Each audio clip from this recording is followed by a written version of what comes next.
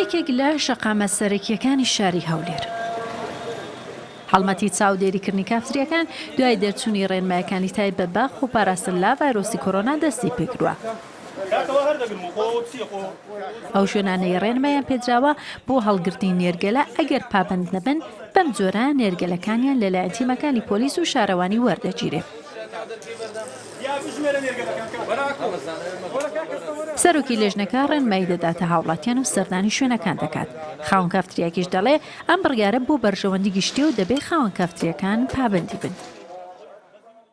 هەموو کافتریەکان ئاگاداریان کەینەوە کە بە هەموو شێوەیەک نێرگەلە کێشان و فرۆشتنی نێرگەلە قەدەغەیە لەگەڵ چەند خاڵێکە کە گەشت و گوزار دەریان کردو بە هەموو کافتریەکانە گشتاندنی پێکراوە بێ هەموو خاڵەکان جێبەجێ بکەن لەبەرەوە حاڵەتە لە ناکاوی کێ ساعتۆتە پێشەوە و پێشترش ئەم کافتریانە کە لە سنووری ئەم شارەوانی یەک بۆ ئاگادار کراونەتەوە ئەمڕۆژ هەڵمەتەکەمان دەست پێ کردو کە بەداخستنی و شوێنانی کە ئاگادار کراونەتەوە و پابند نەبوون بە ڕێنمایەکان و بە ئەو پسوولی پێڕەگەاندە کە پیان درراوە شتێک هەبی لە قانونلای دابی ئەمە ئامادەین هەموو ئیجراتێکمان بەرامبەر بکرێ و زۆر خۆشحاڵشین کە دەبینین شتێک لە بۆ ڕای گشتی لە بۆ خەڵکیە پێمان احتیاجیە کە جێبەجێ بکرێ لە کنەما.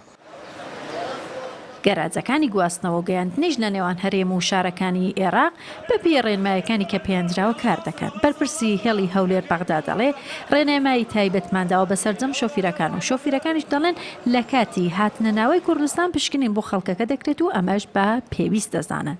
ئەمە ڕێنماییمان پێگەیشتووە بۆ ئەو نەفرانەی ئەو شوفێران کە لە بەغداوە دێنە هەولێر لە بازگەی ئێمە بازگەی خوشتەپەیە بازگەی سەرچیە بۆ هەموو سەرنشینەکە دێنە هەولێر بۆ سیاحی دێتیان نەفراتە لەگە شوفێرەکان ئێمە ڕێنماییمان هەیە لە بازەکەدایان دەگرن فاسیان بۆ دەکەن. مشانە بەلافاو داهاتن هەر مشاک 56 نەفری پێ لە ڕۆژێکی لەوانەیە 50 مشادا 2000 کەس بوو زۆر تەئسیرە بوو کە ئیستا و قەرارەیەگەردی عنی هەتە لەو موقەتیش بی زۆر باشە لەبەرەوەی کە زەخت پەیدا دەبی تاخیل دەبی بەس ئیستا بە قەمەری کە دێت 4 نەفریان بە جێمسی بە 6 نەفری دێ دیارە و نەفرەی نەخۆشە کەشف دەبی.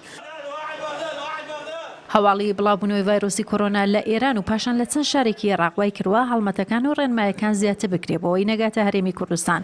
هاوڵاتیانیش پارێزراو بن. لە چەند ڕۆژی ڕابردووە ڕێنمایی دراوەتە سەرجەم کافتریەکان بۆ هەڵگرتنی نێرگەلە و کۆمەڵەیە ڕێنمایی دیکەش بۆ شوێنە گشتیەکانە.